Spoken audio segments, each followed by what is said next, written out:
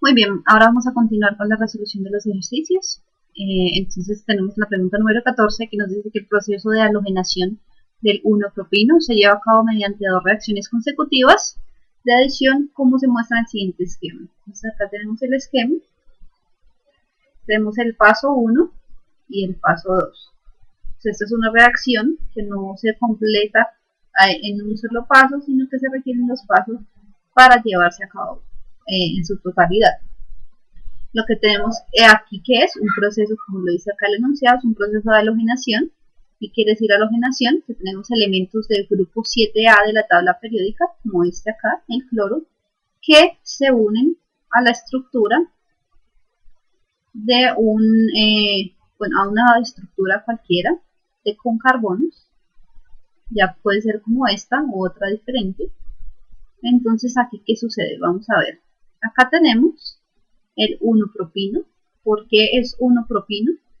Porque tiene un enlace aquí triple, como lo podemos ver acá. Entonces es propino, la terminación ino está dada por eso, por el triple enlace. Y 1 porque los carbonos se empiezan a contar de este modo: 1, carbono 1, carbono 2, carbono 3. Entonces el enlace triple se encuentra ubicado en el carbono 1. Muy bien. Entonces este es el 1-propino y se va a halogenar en dos pasos. Lo primero que acá tenemos un cloro, como podemos ver. Lo primero que sucede es este cloro que está acá se divide en sus dos átomos, porque aquí tenemos dos átomos de cloro, y se divide y se enlazan con el carbono acá, con el carbono número 2 y con el carbono número 1. Pero entonces, ¿qué sucede acá? Como acá tenemos un enlace triple, acá ese enlace triple se rompe y queda entre estos dos carbonos, entre el carbono 1 y el carbono 2, queda un enlace doble en lugar de un enlace triple como lo teníamos inicialmente. Okay, y aquí se unen los cloros al carbono 1 y al carbono 2. Muy bien. Ahora en el paso 2, nuevamente tenemos, esta vez ya no tenemos un 1-propino, sino tenemos una estructura que tiene un enlace doble, más un cloro nuevamente acá, lo podemos ver acá en esta parte. ¿Y qué va a suceder? Lo mismo, pero esta vez se va a romper este enlace doble que tenemos acá y los cloros se van a unir al carbono 1 nuevamente y al carbono 2. Y tenemos finalmente esta estructura acá que está completamente halogenada. Muy bien. Esos son los dos pasos para llevar a cabo la halogenación del 1-propino. Ahora nos están diciendo que si se lleva a cabo un proceso de halogenación utilizando esta sustancia, es probable que al finalizar el paso 2 del proceso se obtenga cuál de estas sustancias. Entonces simplemente lo que nos están diciendo es, en lugar de iniciar estos dos pasos o realizar estos dos pasos de las dos reacciones con esta sustancia, con el 1-propino, ahora lo vamos a realizar con esta sustancia que tenemos acá, que tiene un anillo aromático. En este caso, como podemos ver, el enlace triple se encuentra acá, en esta parte.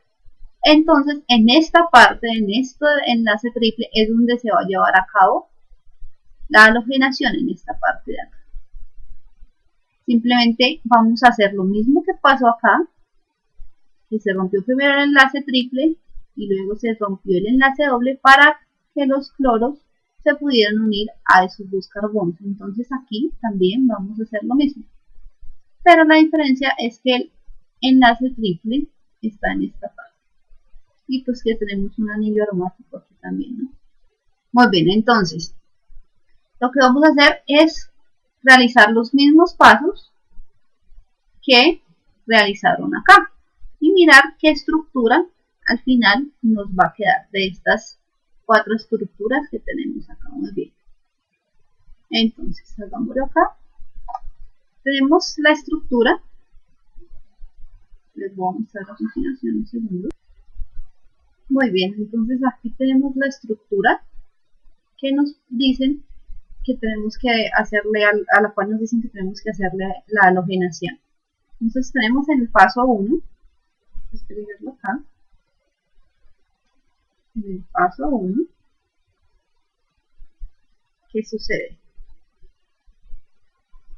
Entonces en el paso 1 simplemente se va a romper este triple enlace que tenemos acá y el cloro que tenemos, entonces acá agreguemos el cloro que tenemos se va a dividir en dos átomos de cloruro, dos átomos, se va a separar y cada átomo de cloro se va a unir a un carbono de acá. ¿Okay? Entonces nos va a quedar la estructura así. Tenemos aquí el anillo aromático. Acá tenemos la cadena de carbonos. Y aquí vamos a tener un cloro unido. Y aquí en lugar de un triple enlace vamos a tener un doble enlace. Aquí vamos a dibujar el otro cloro y aquí este último grupo metilo queda tal como estaba anteriormente. Okay. Entonces, al terminar el paso 1, lo que tenemos es esto. Okay. Disculparán mis dibujos, que no son muy estéticos. Ok, entonces acá tenemos el resultado del paso número 1. Como vimos, se rompió este triple enlace que estaba acá y cada uno de los cloros, de los átomos de cloro que estaban acá, se separan y se unen a un carbono. Ok, muy bien. Ahora, a esta estructura que tenemos acá, le vamos a adicionar otra molécula de cloro y va a suceder lo mismo en el primer paso. Lo único es que este doble enlace que tenemos acá se va a romper y los cloros se van a unir a los carbonos que están acá. Bueno, entonces simplemente lo vamos a colocar acá en otra hoja para verlo mejor. Entonces tenemos esto. Tenemos acá, escribimos acá paso 2. Muy bien. Y acá tenemos el anillo otra vez. Tenemos aquí una cadena, tenemos un carbono. Muy bien. Aquí vamos a tener este carbono. Y vamos a tener aquí dos cloros. Y aquí vamos a tener un enlace sencillo. Acá tenemos también dos cloros. Y acá simplemente queda el enlace el metilo. Ok, muy bien. Entonces, seguimos los dos pasos, hicimos lo mismo que se hizo acá con el 1-propino. Hicimos lo mismo, rompimos el enlace triple, formó un enlace doble, y se unieron los dos cloros acá. Acá luego en el paso 2 se rompió el enlace doble y se unieron los otros dos cloros aquí estos dos carbonos que estaban involucrados inicialmente en el enlace triple. Y fue lo mismo que hicimos acá y la estructura que resulta de esos dos pasos es esta que está acá. Muy bien. Ahora vamos a ver, dentro de las respuestas que tenemos, cuál es la estructura que corresponde a la que nosotros tenemos. Vamos a mirar acá. En esta vemos que hay tres cloros unidos a un carbono y los otros carbonos que estaban acá no aparecen por ningún lado, entonces esta no sería la estructura correcta. Ahora vamos a ver esta. Esta tiene el anillo aromático que nosotros tenemos, el CH2, tiene los dos carbonos unidos a dos cloros y el grupo metilo al final, que realmente es igual a esta estructura que tenemos nosotros acá. Entonces la respuesta correcta sería la respuesta D. Sin embargo, vamos a mirar las otras dos para verificar que no son las correctas. En esta, hasta esta parte tenemos la misma estructura, como podemos ver, es casi idéntica a la estructura B. Lo único que cambia es que aquí este carbono está unido a otro cloro, mientras que aquí está unido al grupo metilo. ¿Okay? Eso hace que la estructura C no sea correcta. Ahora la D. Vemos que aquí tenemos el anillo aromático unido al CH2 y aquí tenemos un carbono unido a dos cloros, como tenemos acá, pero este carbono está, además de unido a estos dos cloros, está unido aquí a un hidrógeno en lugar del grupo metilo, lo cual la hace incorrecta. Muy bien, entonces ya sabemos que la respuesta correcta es la B que tenemos acá. Muy bien, ahora vamos a seguir y tenemos estos datos. Muy bien, la siguiente pregunta nos dice puntos de ebullición normales a una atmósfera. Entonces tenemos dos sustancias que aquí les colocan como nombre P y Q, muy bien, y de esas haremos los puntos de ebullición. El punto de ebullición de P es de 30 y el de Q es de 55. Pero estos puntos de ebullición tenemos que tener en cuenta que es a una atmósfera. Ahora nos dicen, se analiza una muestra de la sustancia Q para determinar su punto de ebullición a una atmósfera de presión. Para ello se emplean diferentes volúmenes de esta sustancia. Los resultados se muestran a continuación, puntos de ebullición normales a una atmósfera. Muy bien. Entonces simplemente acá tenemos que se hizo un experimento y lo que se hizo fue tomar diferentes volúmenes de la sustancia Q, a la cual se le quería medir su punto de ebullición. Y aquí tenemos los resultados. Esos son los resultados que tenemos acá.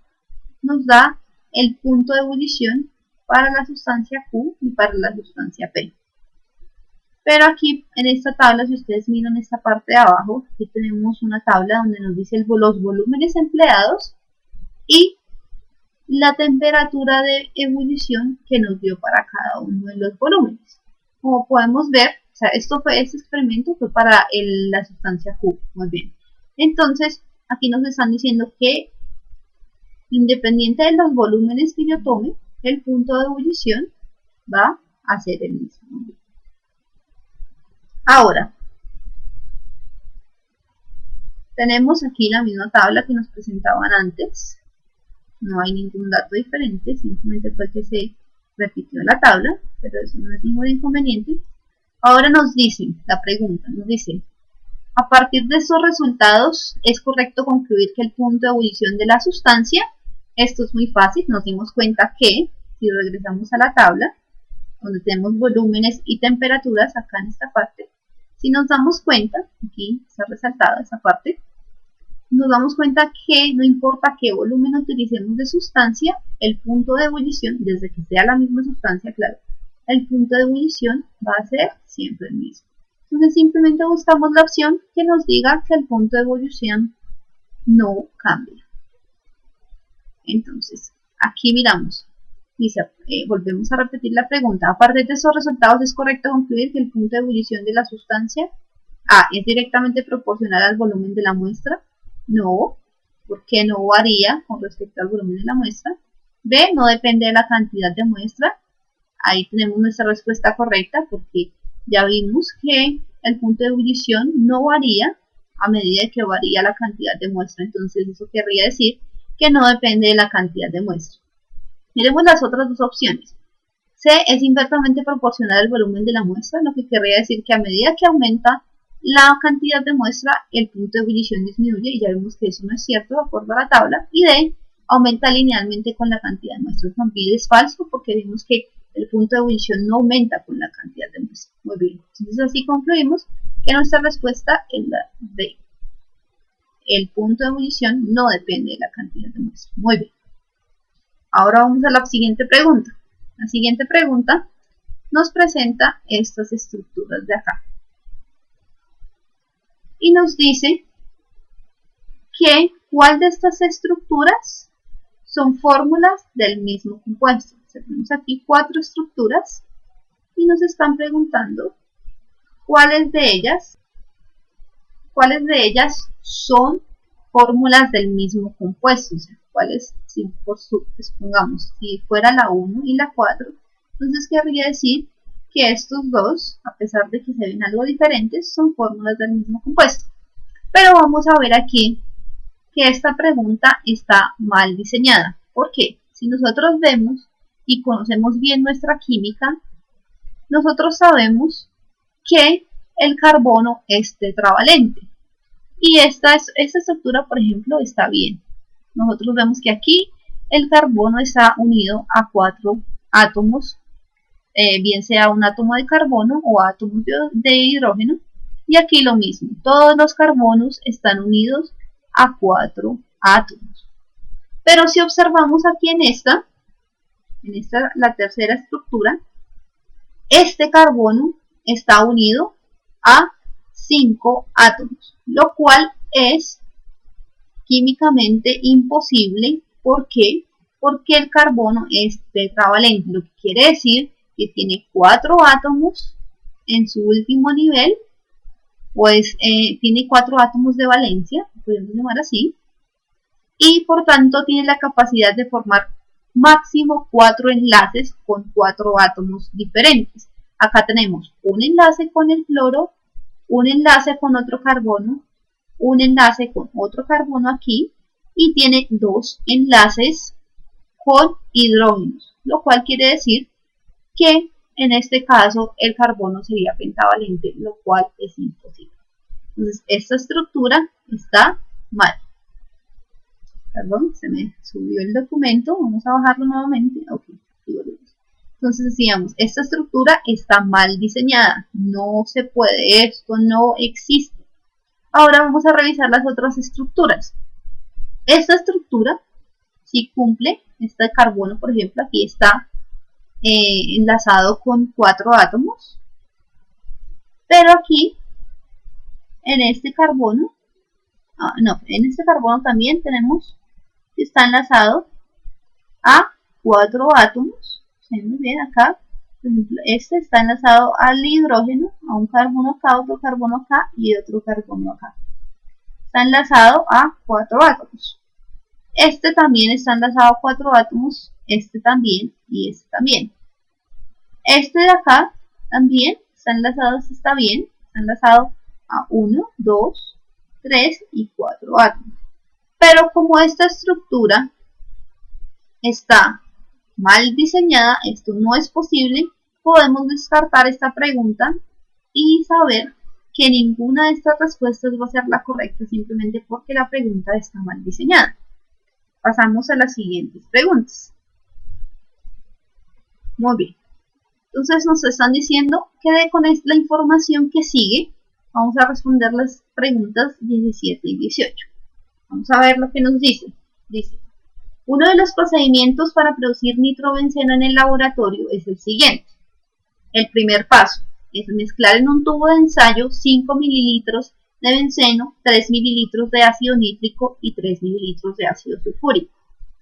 El segundo, en un baño de agua caliente, aumentar la temperatura de la mezcla hasta que expida un fuerte olor y en aquel momento suspender el calentamiento.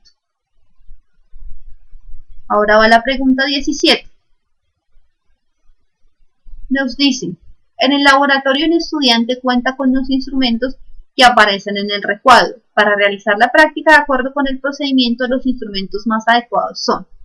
Lo que nos están preguntando es, para realizar el experimento que vimos anteriormente, ¿qué instrumentos necesitamos o cuáles son los más adecuados para realizar el experimento y sobre todo para cumplir con las normas de seguridad para que no ocurran accidentes? Entonces, en este caso, ¿qué hacemos? Vamos a mirar en el experimento, regresamos a lo que nos decía anteriormente, y aquí ya tenemos una pista, porque nos dice mezclar en un tubo de ensayo estas sustancias. Entonces, de una vez ahí ya sabemos que vamos a necesitar un tubo de ensayo. Muy bien, entonces vamos a colocar aquí, vamos a hacer nuestra lista, y vamos a colocar que necesitamos tubo de ensayo. Por favor. Muy bien. Entonces necesitamos el tubo de ensayo. Muy bien. Okay. tenemos el tubo de ensayo. Entonces ya tenemos nuestra lista, ya sabemos cuál es una de las cosas que necesitamos. Ahora vamos a ver la siguiente. Nos dice, aquí también nos dan otra pista, nos dicen en un baño de agua caliente, entonces necesitamos algo para calentar el tubo de ensayo o las sustancias que están dentro del tubo de ensayo.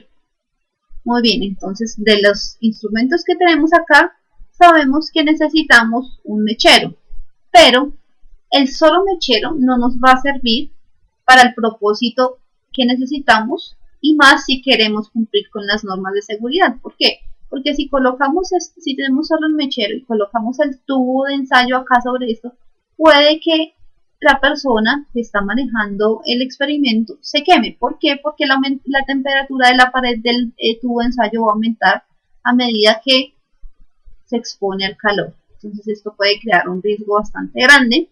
Por eso necesitamos un mechero con trípode y placa. ¿Para qué? Para poder colocar aquí el baño que vamos a utilizar para calentar el tubo de ensayo. Muy bien. Entonces también lo vamos a colocar en nuestra lista. Mechero con trípode y placa. Colocamos acá. Mechero.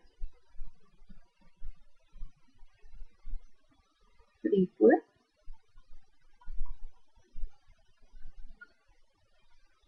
Y placa.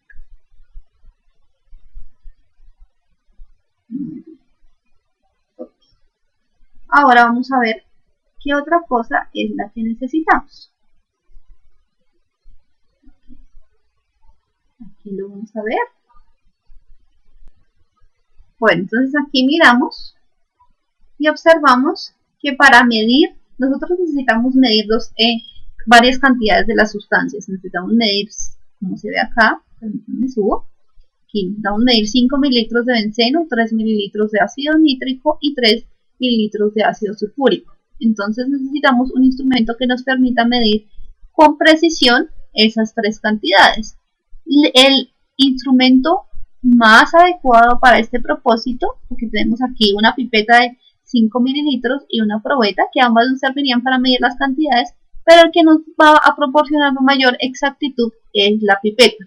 Por eso escogemos la pipeta de 5 mililitros. Entonces la colocamos aquí dentro de nuestra lista.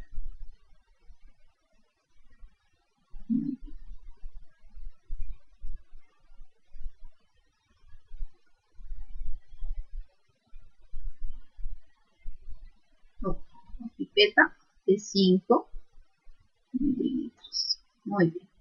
Ahora regresamos al documento anterior y nos damos cuenta que ya descartamos que no vamos a usar el mechero solo, sino lo vamos a usar con el trípode y la placa.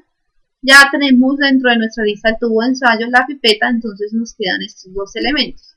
Claro que este también ya lo podemos descartar porque ya tenemos un instrumento para medir la cantidad de sustancia que necesitamos. Entonces este lo podemos también descartar.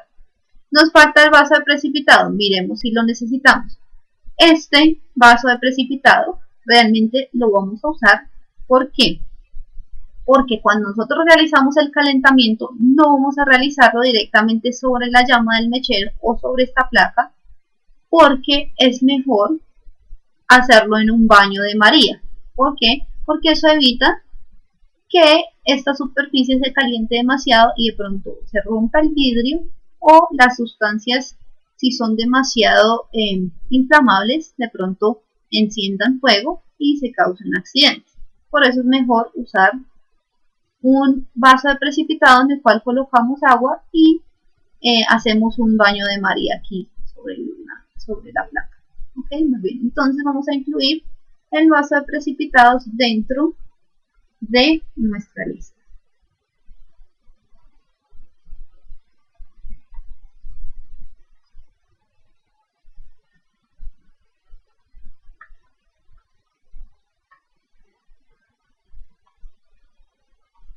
Muy bien. Okay.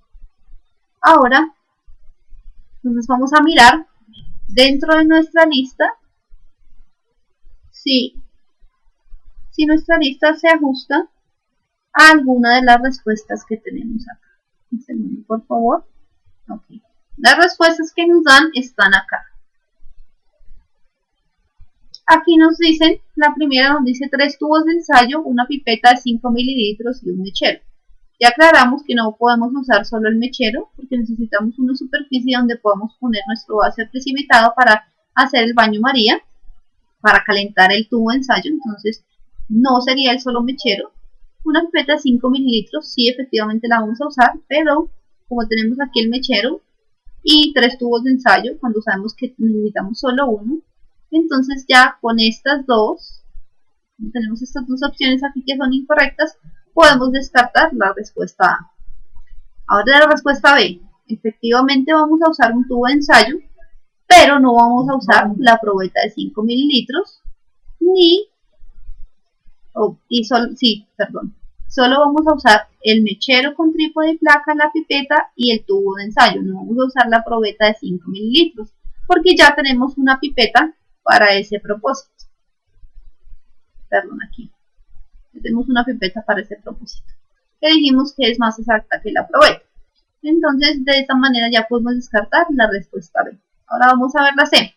Nos dice que necesitamos un tubo de ensayo, un mechero con trípode y placa, que efectivamente lo necesitamos también, una pipeta de 5 mililitros y un vaso de precipitado de 50.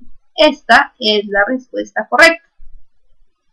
La respuesta D nos dice un tubo de ensayo, un vaso de precipitado de 50 y un mechero. Ya dijimos que el mechero no lo vamos a usar como tal, el solo mechero no.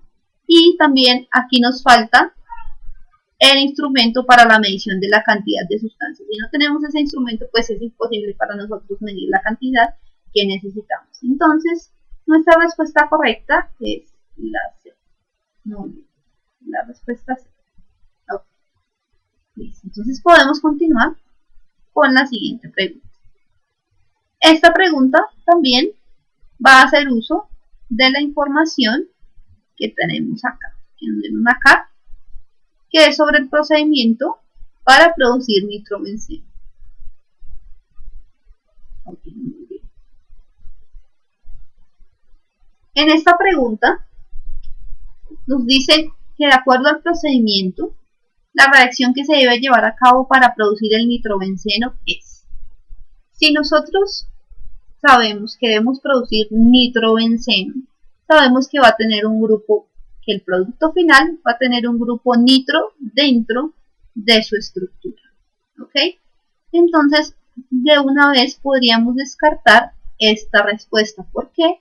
Porque como podemos ver acá, esta estructura de acá no tiene ningún grupo nitro. Por lo tanto, podemos simplemente ya saber que esta no es la respuesta correcta. Ahora nos quedan 3 más.